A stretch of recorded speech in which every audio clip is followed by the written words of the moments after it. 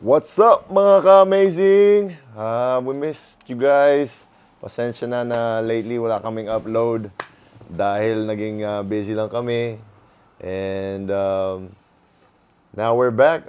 Coming back strong. We have a lot of content. So hopefully you guys are ready. So ano yung papag-usapan natin today? Request nila. All about Gilas. Our warriors fighting for our country. Uy, pumalakpak ka naman. Nagpapakahirap yung mga Gilas legends natin.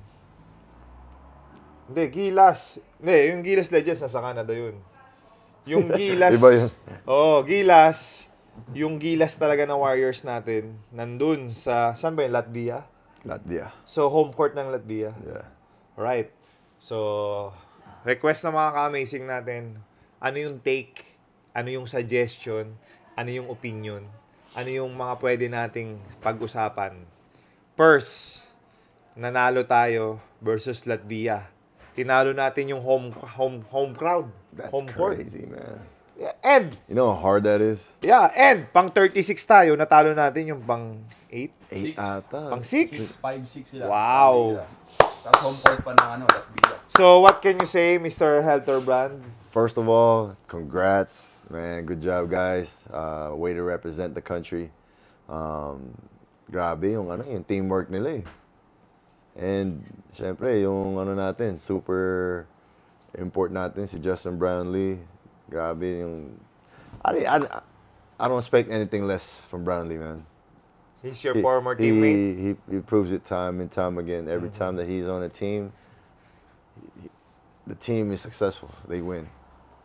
Remember when yung topic natin, if sinong pipiliin natin, who's better to be our naturalized import? Yes. Kung si Brownlee ba? Sagot ko? Or si Jordan Clarkson? Ano sagot ko rin? Ako, ano sagot ko? Brownlee. Ano sagot ko? Sabi mo, Jordan Clarkson nata eh. Ayan tayo, baliktaran ha. Ako nga yung binabash yung mga tao dati dahil Ayun, bakit daw pinipili ko yung Brownlee, ganyan-ganyan. di ba, ayun, sabi nila, ay, NBA player yan, bakit? Oo, Di ba? bakit daw natin minamalit? Now you guys know. Hindi natin minamaliit si Jordan Clarkson. It's just so This is happen. Justin's a better fit. Better fit. Kumbaga sa sapatos. Si Justin, team player siya eh. Yeah. Oh, ikaw yun. Ikaw muna magsalita. Nagsasalita ka eh. Kaya ayaw kita nga. Ay, ikaw naman. Hindi ako hands up ako kay coach team ko. Yep. Kasi sa sila eh, kumbaga sandali lang silang Ano sama? Ano sabi mo? Hands up? hands up. Hands off? Hands up. Ano ibig sabihin ng hands up? Yun na yan. So, kasi nga, siyempre... Hats off. Hands off. So, sandali lang Yeah. kami. So, Hindi sandali lang. hands up, hats Hats. off. Hindi, mali lang pangginig mo. Ako ba hats off? Okay, go. So, sandali lang sila nag-practice, di ba? Magkakasama. Na-adapt nila agad yung system ni coach team. Siyempre kay Justin din dahil ang tagal na niyang player ni coach team eh. So alam niya na yung laro ng ni coach team. Alam nila yung system ni coach team. Tama. 'Di ba? Then yung offense nila na triangle, mahirap 'yun, bro. Mahirap pag pag-aralan ng sandaling lang nila na practice, magkakasama.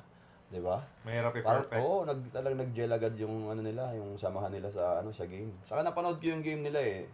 Inabot pa ng 2:00 na madaling araw, natapos ko. Ang ganda ng game nila against Latvia. Talagang hindi sila from the start to the end, talagang sila lamang by 10. Umabot pa ng 26 points. Ang lamang natin Lamang- sa lamang Latvia. natin Worth it yung puyat natin Worth lahat it. mga Pilipino. Sobra. Galing. Sarap ng pakiramdam. Tayo as one tayo. Against yung home court nila, talaga yung crowd, buong Tsaka sa akin, Diba? parang mas balanced tayo, no? Inside-outside threat natin ngayon. Di ba dati, nung ibang teams, parang kulang tayo sa minsan kulang tayo sa inside game, malakas yung outside game. Tapos minsan naman malakas yung inside game, kulang naman tayo sa labas. Ngayon mas balance eh. Maganda yung Speaking of lineup. balance, how important is Kai Soto? Yo. Dahil recently na-injured siya, so nangangamba tayong mga Pilipino. Kasi nakasulat sa write-up or sa report sa kanya, day-to-day basis siya, per game basis, kung ano yung nararamdaman niya, saka siya makakalaro. Do or die na yung game versus Brazil, right? Semi-finals. Yeah, so nakapasok tayo mga ka-amazing, even natalo tayo, di ba? Anong rank ng Brazil? Ay, hindi ko alam. Hindi, Google mo. World Kaya nga may ranking. cellphone eh. Pero ang laki ng improvement ni Kai. Sobra. Ang laki. Yeah. Oh, I'm just happy he's getting playing time, man. Because that's where you're gonna improve, man. Ganda ng ano niya. You cannot buy height, my Sa friend. kay Chris Newsom, hats off din ako sa kanya. Feeling ko hindi kasi- siya, hindi siya talagang taught na talagang point guard eh.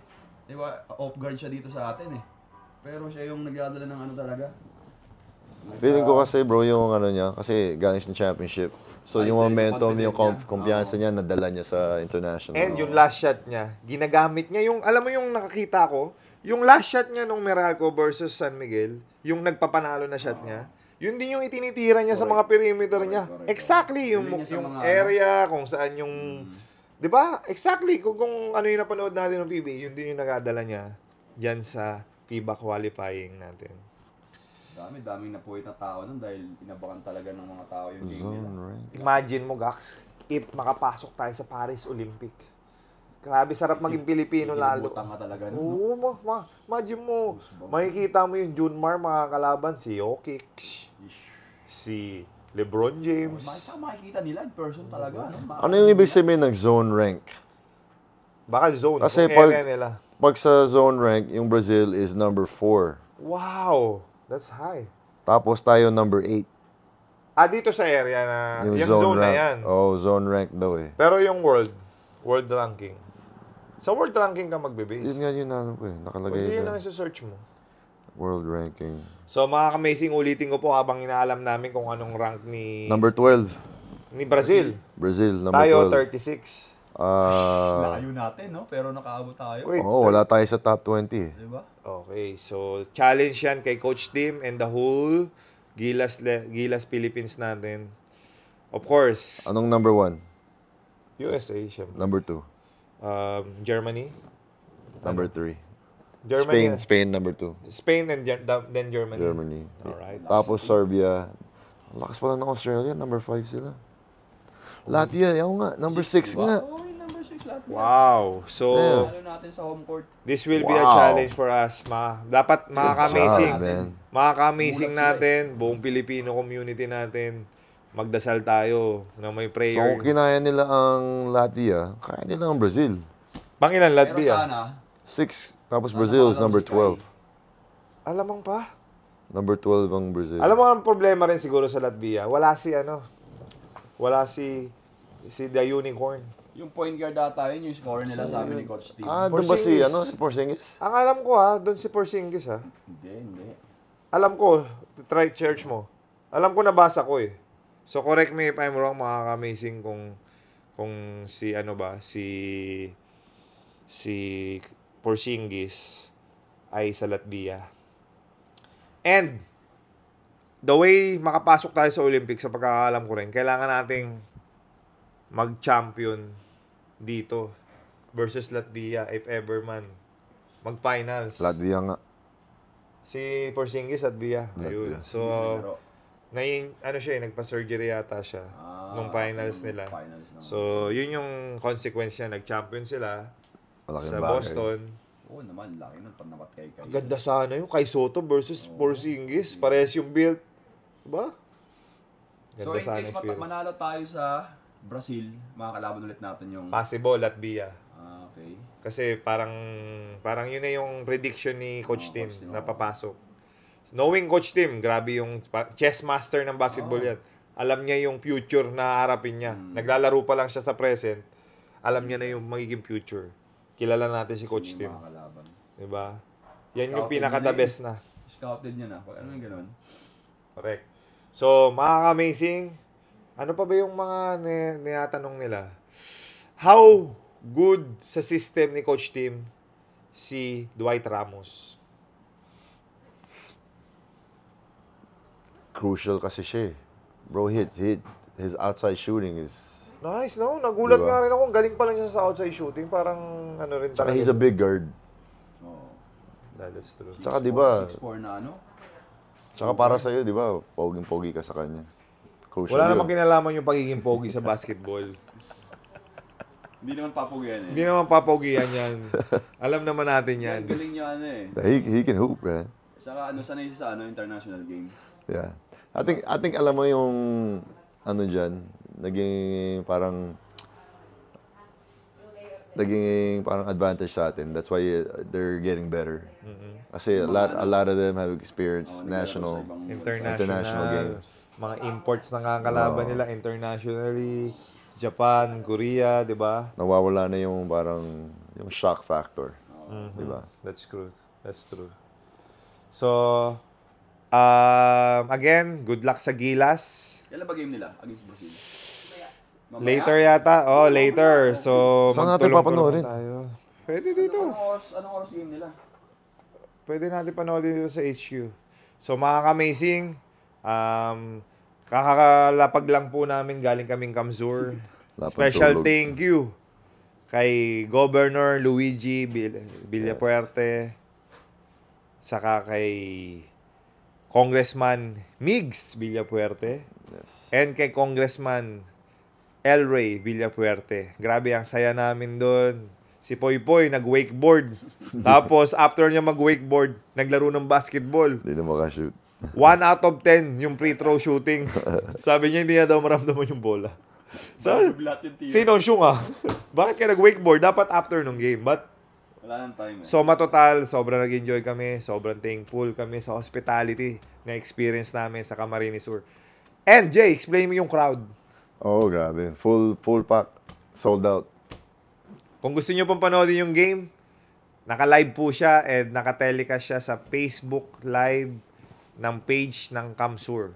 Hindi namin sasabihin kung sino na nanalo para panoorin. Pero niyo. grabe yung game. Ang ganda. Na-challenge kami. There's no doubt, sobrang na-challenge kami.